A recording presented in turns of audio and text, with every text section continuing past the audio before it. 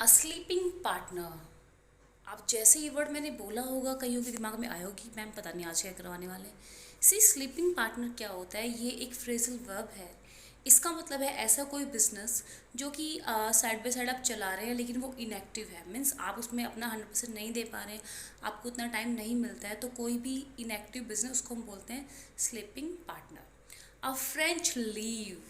अब ये दिमाग में आती है कि फ्रेंच फ्रेंच से क्या कराने वाले मैम? सी इसका मतलब होता है ऐसी लीव जो कि आप विदाउट परमिशन ले लेते हैं, बिना परमिशन के छुट्टी पे चले जाना, उसको हम बोलते हैं फ्रेंच लीव। मिडाज टच। मिडाज टच आपने कई बार सुना भी होगा। मिडाज टच का मतलब होता है, जैसे हम बोलते हैं ना कि भाई ये जो इंसान है ये जिस भी काम में हाथ डालता है वो मतलब उसको की बल्ले बल्ले हो जाती है, मीन्स वो काम उसका चल पड़ता है। मीन्स मिडास टच का मतलब जैसे हम बोलते हैं ना कि जो पारस है वो जिस चीज़ को लगेगा उसको गोल्ड बना देगा, तो मिडास टच का मतलब होता है कि समवन हु मतलब जिस भी काम में वो इन्वॉल्व होगा उसमें क्या मिलेगी, उसको सक्सेस मिलेगी।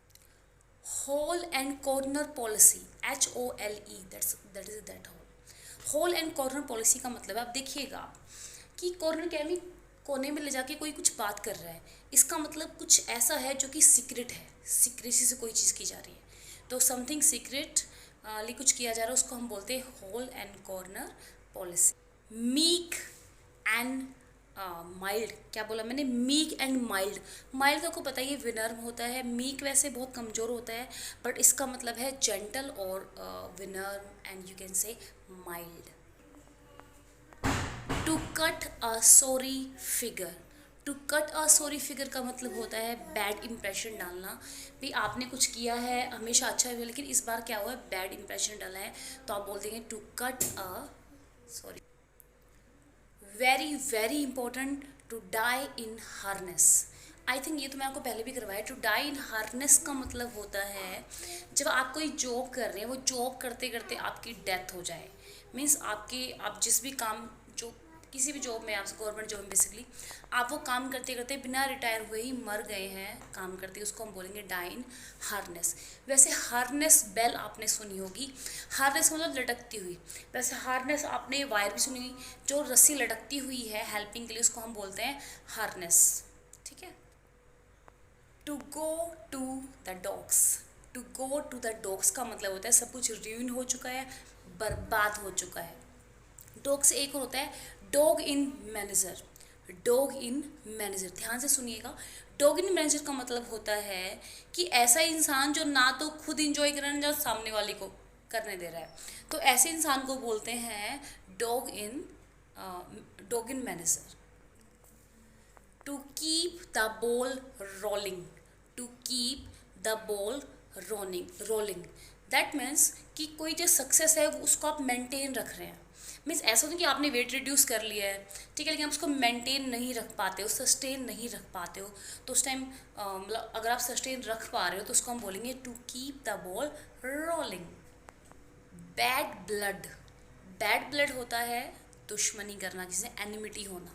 एक होता है ब्लू ब्लड। ब्लू ब्लड का मतलब होता है शाही खून, someone who is belong to a royal family, उसको हम बोलते हैं blue blood. Black and white, it's not about कि ब्लैक एंड वाइट मैं किसी टेलीविज़न की बात कर रही हूँ, नो। ब्लैक एंड वाइट का मतलब होता है something is in written form.